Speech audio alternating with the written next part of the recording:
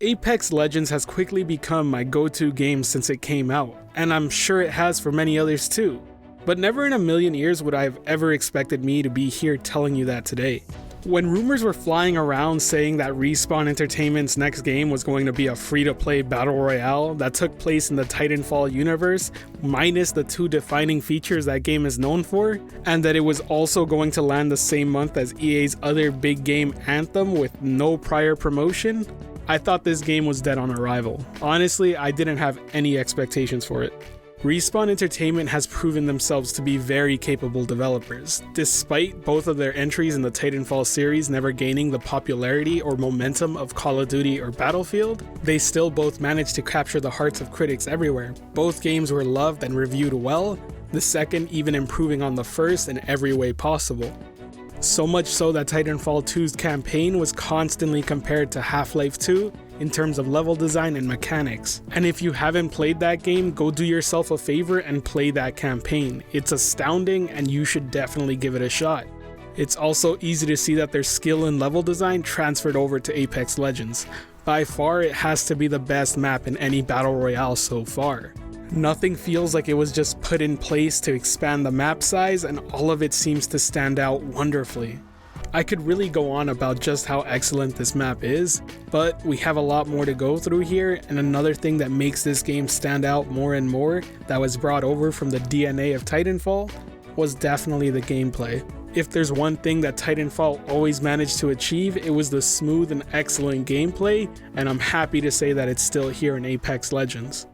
So much so that a lot of the weapons from Apex Legends are just new updated revisions of those in Titanfall 2, which makes sense in the timeline. It has guns like the R97 and D2 double take from Titanfall 2 being revisioned for Apex Legends, respectively the R99 and triple take.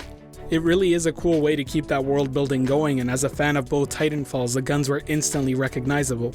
Next up, I really want to cover the movement system, because honestly, it feels great in this game, even though it has changed significantly from Titanfall.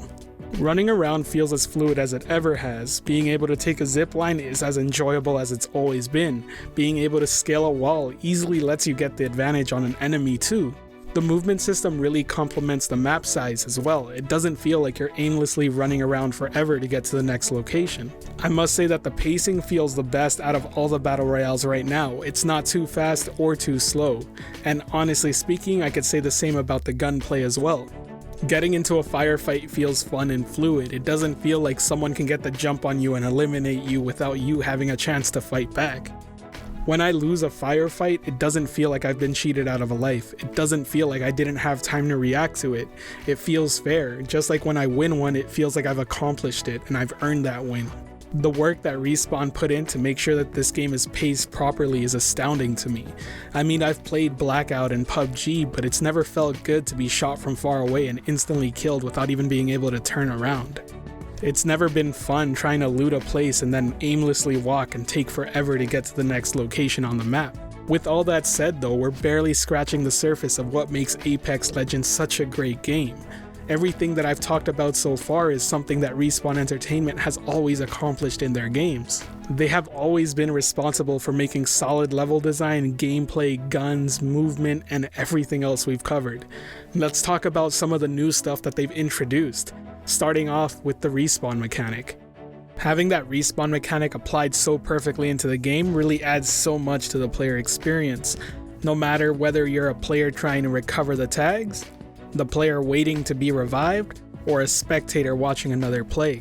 If you're the player alive, all you can really think about is how to get to those tags without getting killed. Can you actually fight back and take those on that took down your teammates, or is it better to try and sneak around and find a different way to get there? And as an example of being the player that's dead, you can't help but root for your teammate that's still trying to get you back into this game. This has to be the first battle royale where I don't instantly alt-tab or go do something else when I'm dead. And lastly, as a spectator, you can't help but acknowledge that these create great hero moments. You applaud when that one person wins a game because they revived their teammates back from the dead. Having the respawn mechanic makes this game feel a lot more accessible and a lot less daunting to those who are new to the genre as well. Speaking of accessibility, one of the biggest features and additions to this game that it has over all the other battle royales is the very greatly done and unique ping system.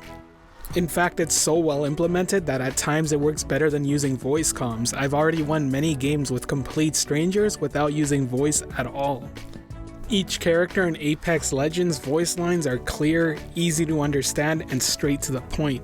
Seriously, good job on making this system, and I really think more shooters need to start implementing something like this in-game.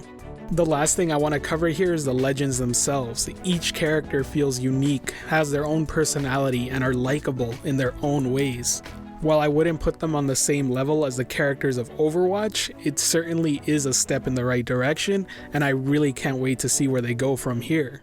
I would love to see their backgrounds get explored. Some of them have interesting stories to be told and heard.